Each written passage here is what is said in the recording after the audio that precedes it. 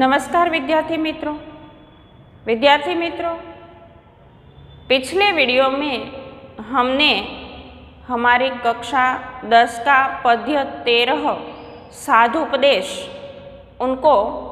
थोड़ा समझने का प्रयत्न किया था। विद्यार्थी मित्रों, पिछले वीडियो में हमने ये समझने का प्रयत्न किया था कि किस प्रकार से जो समाज के अंदर जो साधु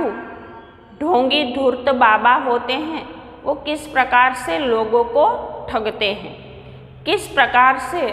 वो अपने आप को ऐसा बताने का प्रयत्न करते हैं कि उसे पूरे के पूरे धर्मशास्त्र का ज्ञान है। वो पूरा दिन किस प्रकार से भगवान के नाम का स्मरण करते रहते हैं और किस प्रकार से अपने भक्तगण जो होते हैं उस भक्तगण के आगे वो दिखावा करते हैं कि वो ही सबसे श्रेष्ठ हैं और वो ही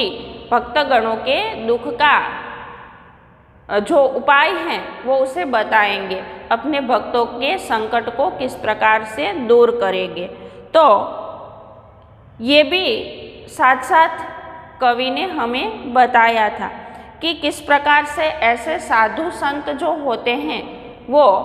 अपने सामने कोई शास्त्रार्थ करने के लिए आ जाता है, कोई तर्क करने के लिए आ जाता है, तो उनसे भी किस प्रकार से बचा जाए उनका भी यहाँ पर कवि ने हमें बताया है कि वो किस प्रकार से बचते हैं, वो किस प्रकार से अपने आप को तेजस्वी बताते हैं, किस प्रकार से अपने आप को ज्ञानी बताते हैं और किस प्रकार से उनकी पोल न खुल जाए उनके लिए वो क्या क्या करते हैं, इनके बारे में भी कवि हमें समझाने का प्रयत्न करता है। तो हमने पिछले वीडियो में ये समझा था कि जो ऐसे ढोंगी साधु होते हैं वो क्या करते हैं, तो नगर के बाहर बगीचे में एक झोपड़ी बना लें,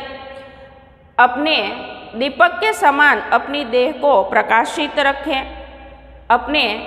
अपनी खोपड़ी जो है वो सिप की तरह चमकती रखें, यानी कि मस्तक पर मुंडन करवाकर उसे चमकता रखें। और यदि कोई तर्क करने के लिए आ जाए और कोई उनके सामने तर्क करे तो उनमें उनकी पोल न खुल जाए, भेद न खुल जाए, उनके लिए यहाँ पर कवि कहते हैं कि आप कभी भी भय से मत कांपना और डरने की कोई ज़रूरत नहीं है। जीव क्या है, ब्रह्म क्या है,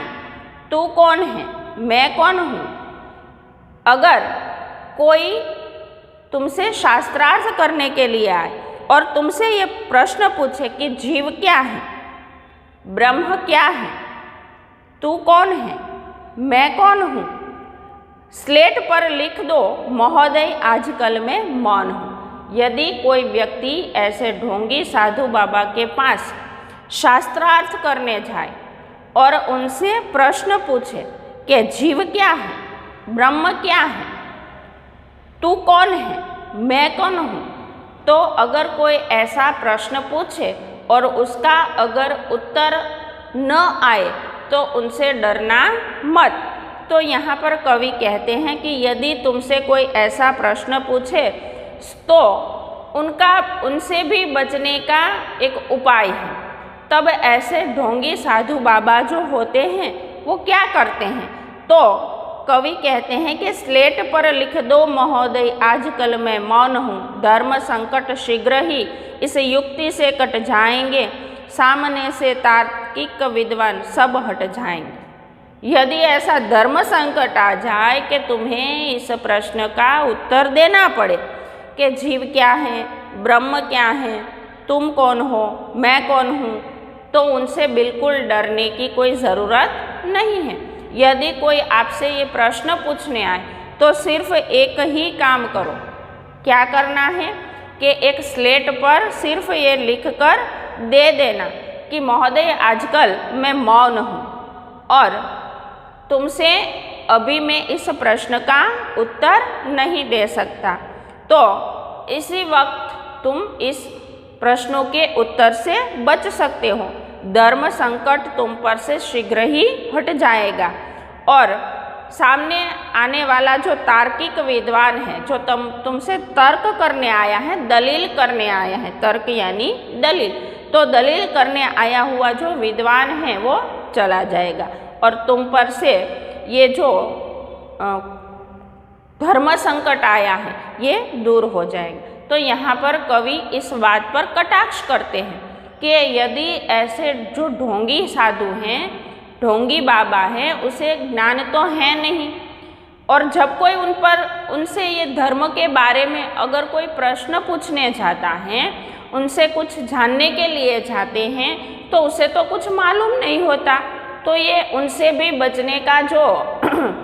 प्रयत्न है वो कर लेते हैं, उनसे भी बचने की युक्ति जो है वो उनके पास मौजूद होती है। अगर कोई प्रश्न पूछता है कि जीव क्या है, ब्रह्म क्या है, तू कौन है, मैं कौन हूँ, परमात्मा कौन है, तो ऐसे ढोंगी साधुओं को तो इस बात की कोई जानकारी होती ही नहीं है। तो उनसे भी बचने के लिए ये लोग जो होते हैं वो मौन व्रत रख लेते हैं, स्लेट पर लिख देते हैं, कह देते हैं कि आजकल मेरा मौन व्रत चल रहा है, मैं आपके प्रश्नों का उत्तर नहीं दे सकता। और ऐसी युक्ति करके जो उनके पास तर्क करने, दलील करने जो व्यक्ति आया होता है, पंडित विद्वान, उनसे वो बच जाते हैं और उनके माथे पर से सभी जो कष्ट हैं, जो उनके ऊपर जो आई हैं, जवाब देने की, उत्तर देने की जो मजबूरी, ये भी हट जाएगी। तो ऐसे लोग ढोंगी, धूर्त, ये इस प्रकार से भी इस बातों से अपना बचाव कर लेते हैं। यहाँ पर कवि ने इस पर बहुत ही गहरा व्यंग्य किया है। किए जा निष्काम सेवा जब फलेच्छा छोड़कर, याद फल की जब सताए, खा पपीता तोड़कर, स्वर्ग का झगड़ा गया, भय भी नरक का छोड़ दे, पाप घट भर जाए तो काशी पहुंचकर फोड़ दे। अब ये क्या समझाता है कि तू लोगों की निष्काम सेवा किए जा, इनसे कौन सा फल मिलेगा उसकी इच्छा छोड़ दे, यानी निष्काम सेवा कर, फल की इच्छा छोड़ दे। तुम्हें अगर इस बात की याद आए कि मैं ये बुरा काम कर रहा हूँ, मैंने इतने बुरे कार्य किए हैं, इस प्रकार से लोगों को ठगा है, इस प्रकार से लोगों के जो कार्य हैं वो मैंने अच्छे नहीं किए, और तुम्हें जब अपने बुरे कर्म की याद बहुत सताने लगे तो खा पपीता तोड़कर खा ले। तुम्हें स्वर्ग मिलेगा या नरक मिलेगा इसकी भी चिंता छोड़ दे। तुम्हें स्वर्ग मिलेगा या नरक मिलेगा इसकी भी चिंता छोड़ दे। तुम्हें ऐसा लग जाए कि अब तुमने बहुत पाप किया है, तुम्हारे पापों का घड़ा जो है वो भर गया है, तो उसकी भी चिंता मत करो, क्योंकि हमारे देश में पाप का नाश करने वाली पवित्र गंगा, मोक्षदायिनी गंगा बह रही, उसमें जाकर स्नान कर ले और फिर निष्पाप हो जा, और फिर से तुम्हारा जो कार्य है वो लोगों को ठगने का और स्वर्ग नरक में जाने का, ये सब भूलकर फिर से लोगों को ठगना शुरू कर दे। तो यहाँ पर कवि ने साधु के जो सच्चे संत होते हैं उनके नहीं, बल्कि जो ढोंगी साधु बनकर बैठे हैं, जो ढोंगी बाबा बनकर बैठे हैं और जो समाज के लोगों को किसी न किसी प्रकार से ठगते रहते हैं, उनका भेद जो है वो समझाया है। तो ऐसे लोग क्या करते हैं, किस प्रकार से बचते रहते हैं, उनका यहाँ पर कवि ने व्यंग्य के साथ, कटाक्ष के साथ हमें समझाने का प्रयत्न किया है। तो कवि का कहना है कि ऐसे जो साधु होते हैं, ऐसे जो ढोंगी संत होते हैं, वो क्या करते हैं, तो वो सिर्फ ऐसा दिखावा करते हैं कि वो निष्काम रूप से किसी भी प्रकार की कामना के बिना, किसी भी प्रकार की फल की इच्छा के बिना वो लोगों की निष्काम सेवा करते हैं। वास्तव में ये लोगों की सेवा बिल्कुल नहीं करते हैं। ये लोगों को ठगने का ही कार्य करते हैं, लेकिन दिखाते हैं ऐसे कि वो लोगों की निष्काम सेवा करते हैं। ऐसे लोग जो होते हैं वो अपने फल की इच्छा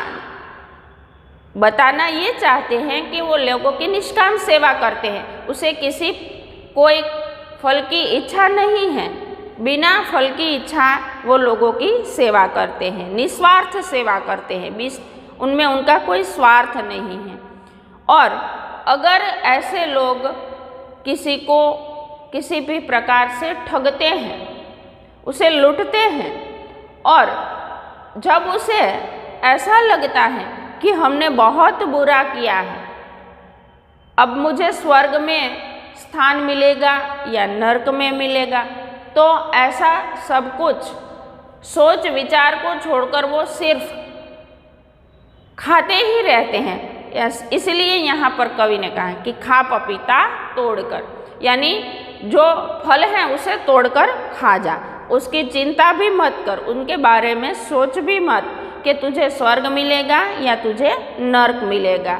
और जब तुम्हारे पाप का घड़ा भर जाए, तुम्हें ऐसा लगे कि तुमने बहुत बुरा कार्य किया है, तुमने अच्छा कार्य नहीं किया है, लोगों को लूटा है, ठगा है, पाप किया है, तो अब तुम्हारे पाप का घड़ा भर गया है, तो अगर तुम्हें प्रायश्चित्त करने का मन हो तो उनके लिए भी तुम्हें चिंता करने की कोई ज़रूरत नहीं है, क्योंकि काशी में पापों का नाश करने वाली गंगा जो हैं वो बहती हैं, और उस गंगा में, पवित्र गंगा में स्नान कर तू फिर से पवित्र बन जा और फिर से तू निष्पाप होकर लोगों की सेवा में जुड़ जा। तो यहाँ पर कवि ने ये तो सिर्फ ढोंगी जो साधु हैं उनके यहाँ पर कार्य बताए हैं, लेकिन उन पर उन्होंने करारा व्यंग्य भी किया है। यहाँ पर तो उससे बचने की उन्होंने जो युक्ति है उस युक्ति को ही ढोंगी साधुओं को बताई है कि किस प्रकार से तुम तर्क से बचना चाहते हो तो बच सकते हो, किस प्रकार से तुम निष्पाप होना चाहते हो तो निष्पाप हो सकते हो, किस प्रकार से तुम स्वर्ग और नरक की इच्छा जो है वो छोड़ दो